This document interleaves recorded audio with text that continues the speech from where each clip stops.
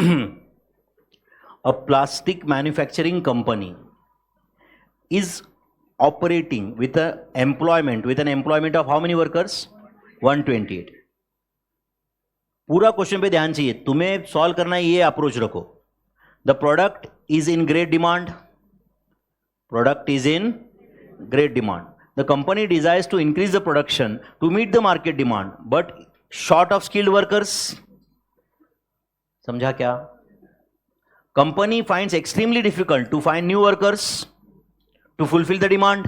मतलब कंपनी के प्रोडक्ट को डिमांड बढ़ रहा है, बट अब डिमांड बढ़ रहा है तो प्रोडक्शन भी बढ़ाना पड़ेगा अपने को, बट उनको नए वर्कर मिल नहीं रहे.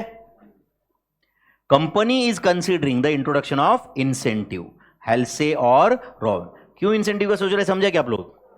नए वर्कर मिल नहीं सकते तो एग्जिस्टिंग वर्कर्स का ही एफिशिएंसी बढ़ाओ ताकि वही प्रोडक्शन ज्यादा करे. For increasing the labour productivity, देखो खुद ही बोल रहे हो, to cope up with the increase demand. तो अभी तक ये पैराग्राफ में कुछ प्रैक्टिकल क्वेश्चन में जाने लायक मिला क्या आपको? सिर्फ 128 वर्कर्स है, इतना ही समझा आपने को. एंड ए कंपनी हेल्से रॉन में से कोई तो स्कीम इंप्लीमेंट करना चाहता है, इतना समझा.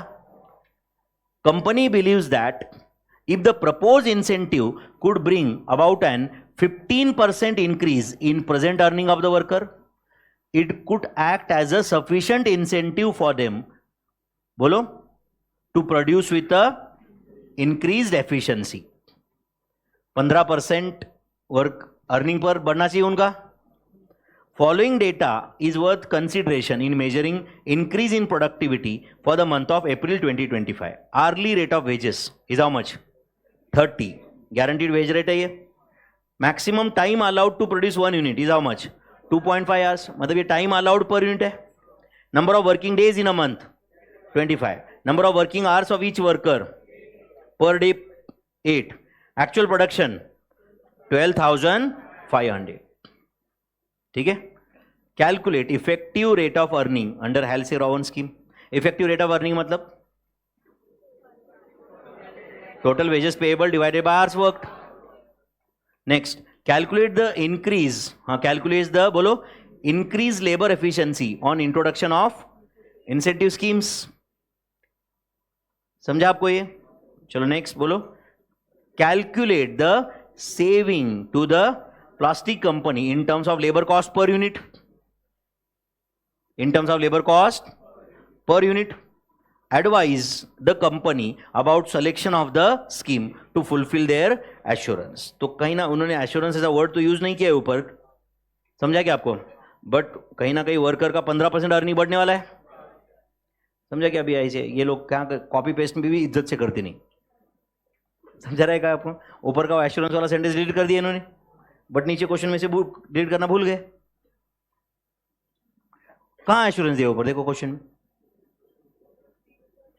बट इसके पहले जो क्वेश्चन जहां से उन्होंने ये कॉपी किया वो उसमें था नहीं. कॉपी पेस्ट को भी अक्कल लगती है भाई, है कि नहीं? एनीवे चलने दो, अपने को तो पता है ना. लेकिन करेंगे सॉल्व फिर ये. चलो बताओ, अब मुझे सच्ची में बताओ, इसमें मेरी कोई जरूरत है क्या? एंड मेरी कोई जरूरत है तो सिर्फ आप कैलकुलेशन कर रहे हैं, आपको वैसे हो जाना चाहिए कि नहीं? बताओ. इस टाइप के कितने क्वेश्चन सॉल्व किया अपन ने? बाकी हेल्से-रॉन के तो कितने, कोई उसका कोई अंत नहीं है, बट एग्जैक्टली सेम भी 2 सॉल्व किया अपन ने. किए कि नहीं बताओ मुझे? Including 1 exam question solve yesterday, है कि नहीं? एंड ये May 25 का पेपर था. आप बताओ बच्चों, ये तो रिपीट ही है ना, है कि नहीं? बोलो क्या लिखो आंसर, तुम ही बताओ. स्टेटमेंट शोइंग कैलकुलेशन ऑफ, क्या नंबर है? Question 2B.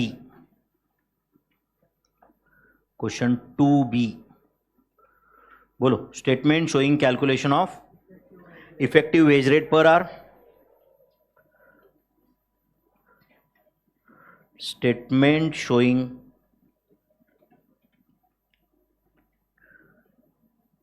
Calculation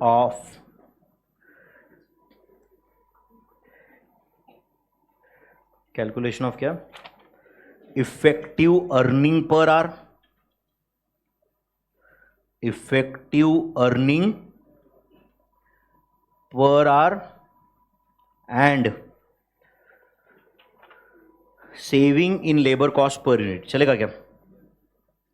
saving in, बोलो, labour cost per unit for, company का नाम दिया क्या कुछ? चलो फॉर प्लास्टिक कंपनी से लिखते, चलेगा क्या? For plastic manufacturing company. चलो और कुछ रहा तो भी अपन लिख देंगे, वैसे कोई हेडिंग के बेस पे आपके मार्क्स कोई कट नहीं करने वाला है, समझ रहे हैं? बोलो फॉर्मेट क्या लूं? Particulars, Halsey's plan, Rowan's plan. चलो पहले तो टेबल बना दो, particulars, Halsey's plan and Rowan's plan.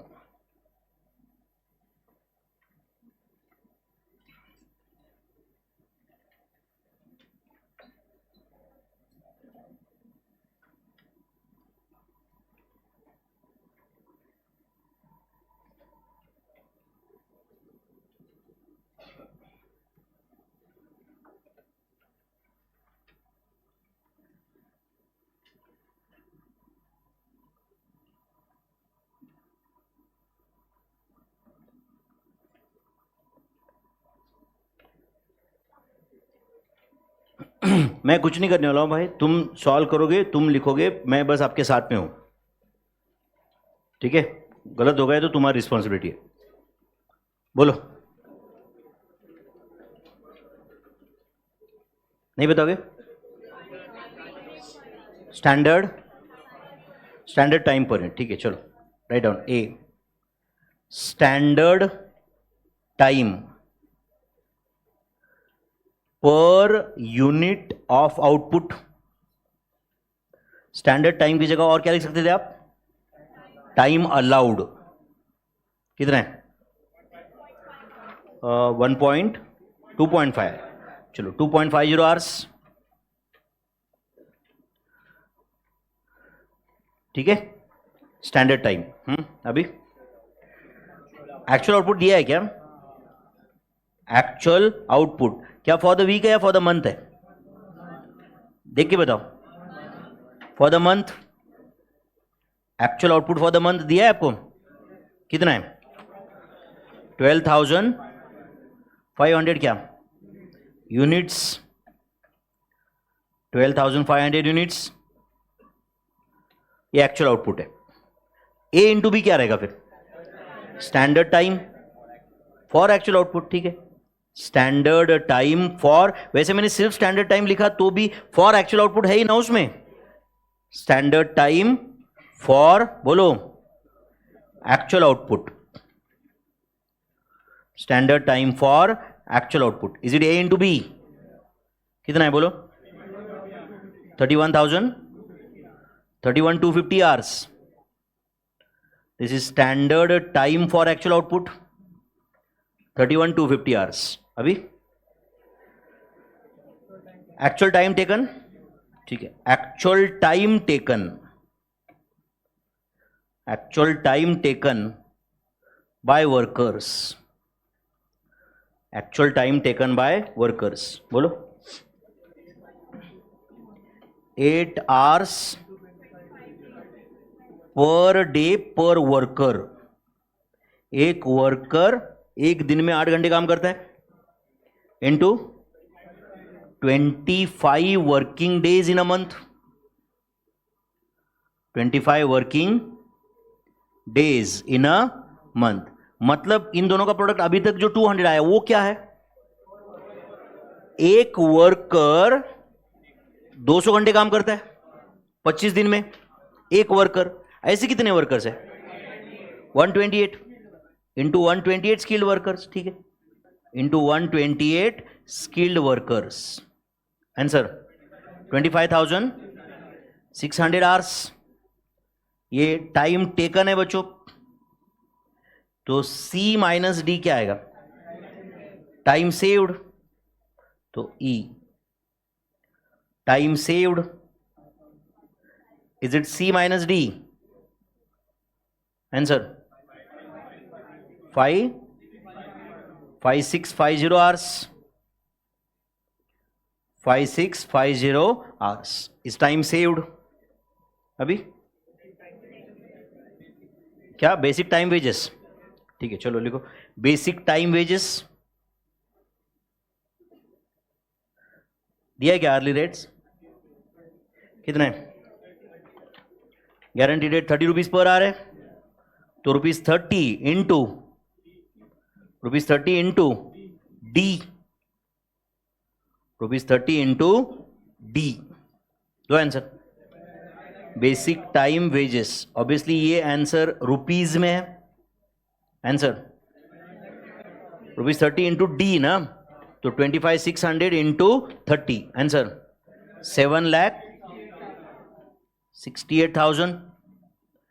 अभी तक तो दोनों कॉलम में कुछ अलग अलग है ही नहीं बेसिक टाइम वेजेस, बट अब अलग आ सकता है। Incentive payable, incentive payable to workers, incentive payable to workers.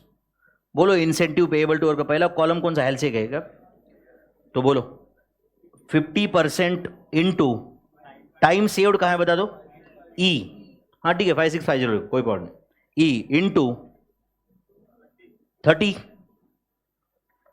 सही है क्या, सही है क्या, तो इट इज कितना आ रहा है बोलो 84,750 रुपीज, ऐसे लिख दो इधर बाजू में। एंड इधर बताओ टाइम सेव्ड कहां है, ई, टाइम अलाउड कहां है, D, into F, into F ना, तो टाइम सेव्ड कितना है 5650,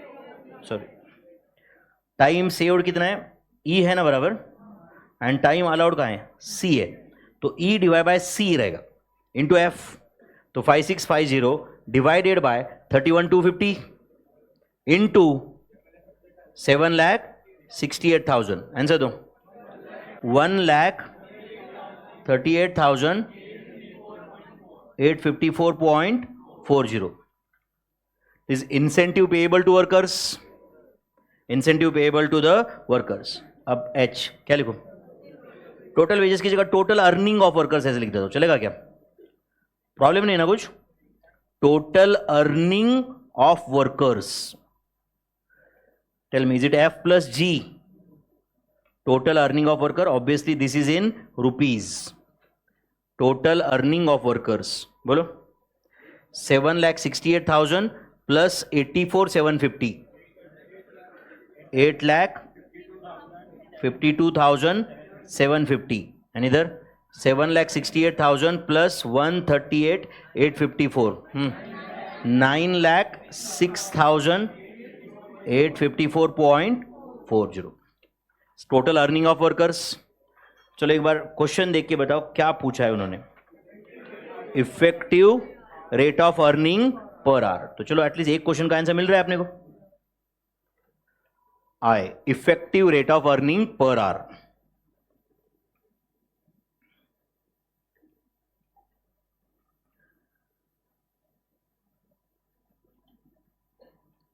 effective rate of earning per hour, दो answer, H divided by D, H divide by D ना, तो 8,52,750 डिवाइडेड बाय 25,600, आंसर इज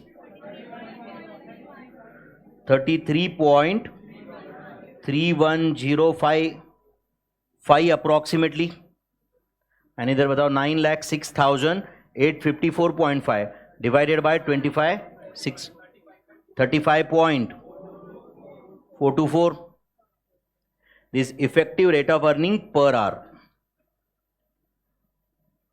सही है भाई, चलो ये एक क्वेश्चन का आंसर हो गया। और क्या क्वेश्चन पूछा है, increase in labour efficiency on introduction of incentive scheme, समझा आपको ये, कितना एफिशिएंसी बढ़ा है बोल रहे हैं, बोलो एक्चुअल टाइम टेकन पता है आपको,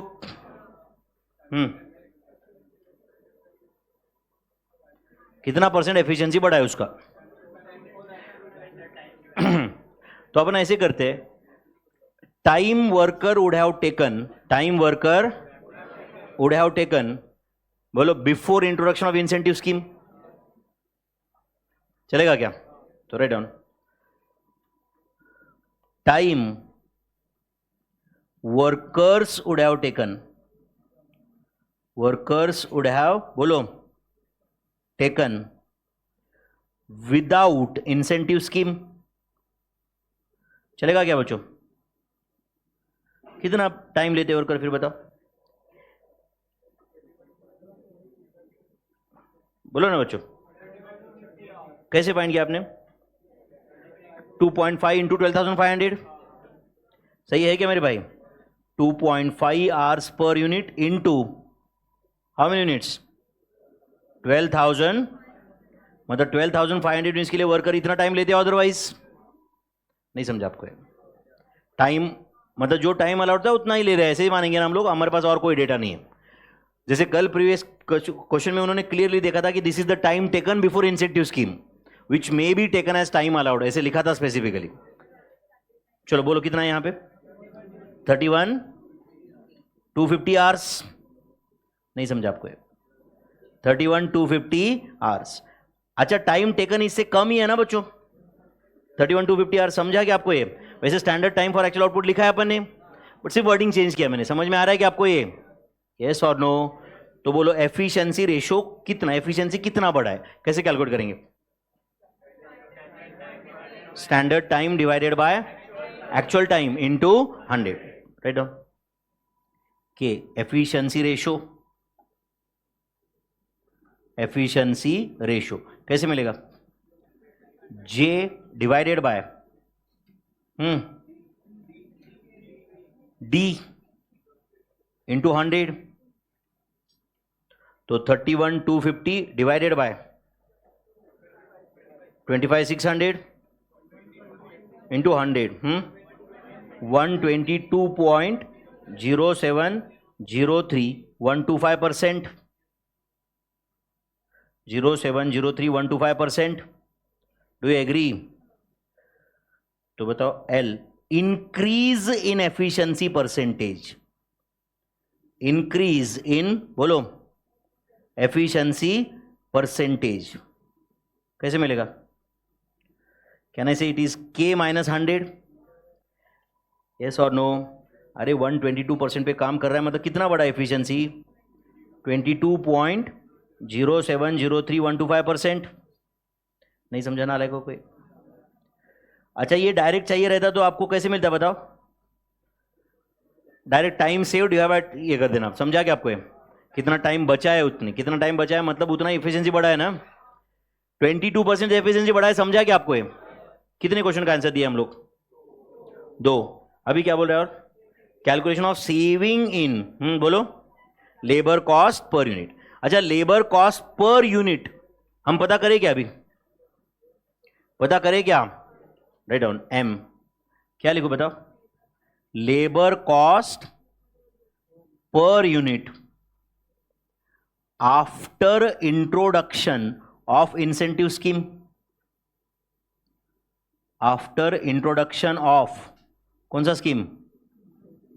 incentive scheme. Incentive scheme introduce करने के बाद में लेबर कॉस्ट पर यूनिट कितना है, ये क्वेश्चन है। बोलो आप ही।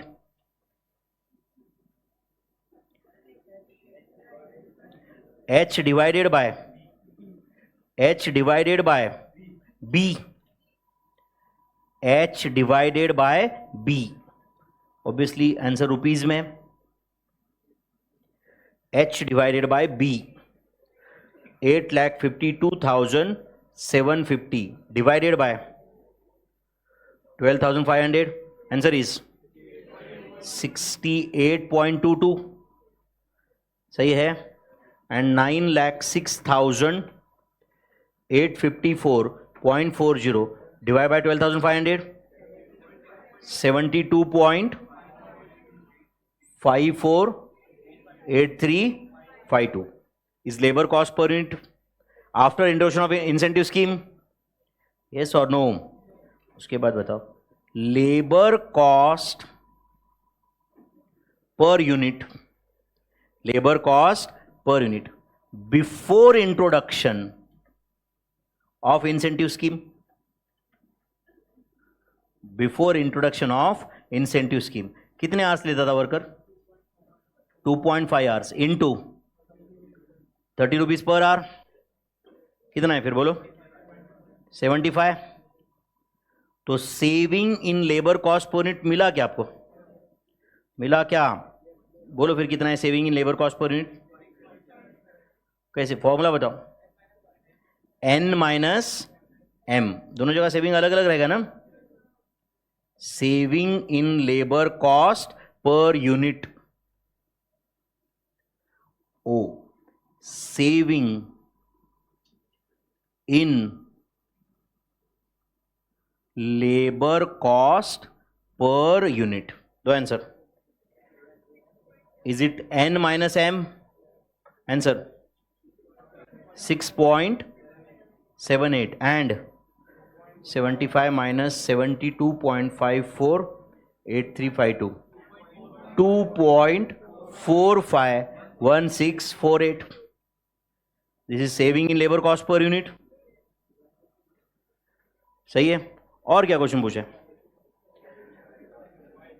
हाँ बोलो. Calculate increase in labour efficiency हो गए ना ये. और क्या हो जाए? Advise about selection of the scheme. अच्छा, उनको कहीं ना कहीं एक्सपेक्टेशन ये थे कि उनका अर्निंग 15% से बढ़ेगा. यस और नो? तो right on P. Increase in earning per hour of workers. Increase in earning per hour of workers. तो बोलो effective hour rate of earning per our हमने फाइंड किया है ना. कहां पे हो बोलो? I. तो can I say it is I minus 30? नहीं समझा आपको? I मतलब अंडर इंसेंटिव स्कीम हो कितना पैसा कमा रहा है ना पर आवर, एंड पहले कितना कमा रहा था पर आवर? 30. तो बोलो कितना आएगा? 3.31055. 3.31055. एंड इधर बताओ कितना है? 5.424. 5.424. बोलो ये इंक्रीज है. Shall we find out percentage Q? क्या लिखो बोलो? Percentage increase in earning per hour. Percentage increase in earning per hour of workers. Answer दो मेरे भाई. P divided by 30 into 100. इतना बढ़ा है तो 30 के कंपैरिजन में कितना परसेंट बढ़ा है, यही करना है ना अपने को. तो बोलो is it 3.31055 divided by 30 into 100. Answer is 11.03516666%. ऐसा कुछ है क्या? आगे बताओ इधर. 5.424 डिवाइड बाय 30 इंटू 100. 18.08%. वर्कर के को क्या एक्सपेक्टेशंस थे? उनका अर्निंग कितना बढ़ेगा? 15%. तो Rowan scheme is fulfilling the assurance. तो सिर्फ एक लाइन लिखना है लास्ट में. हाँ बोलो. If management has given, listen first. If management has given assurance to the workers about बोलो 15% increase in their earning, then they should deploy Rowan scheme to fulfill the assurance. Do you agree? Right on. If management has given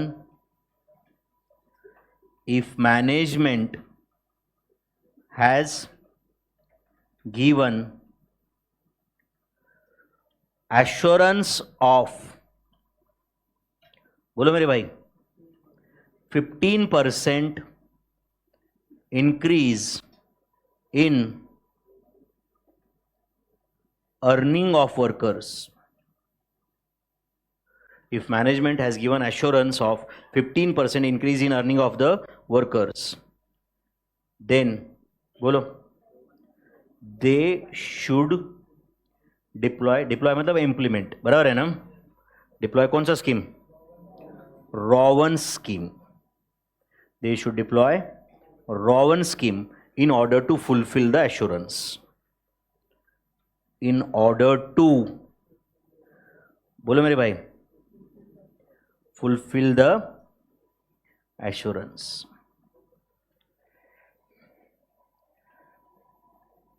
ये था labour cost पे सबसे latest question. और कुछ पूछा है क्या? क्या लगा, ये टफ क्वेश्चन था? ऐसे लगा कि बहुत ही थोड़े फ्रैक्शन में नंबर थे, इसकी वजह से लगा रहेगा, बट वैसे इनफैक्ट कल अपन क्वेश्चन सॉल्व किए तो उसमें तो इससे खतरनाक फ्रैक्शन में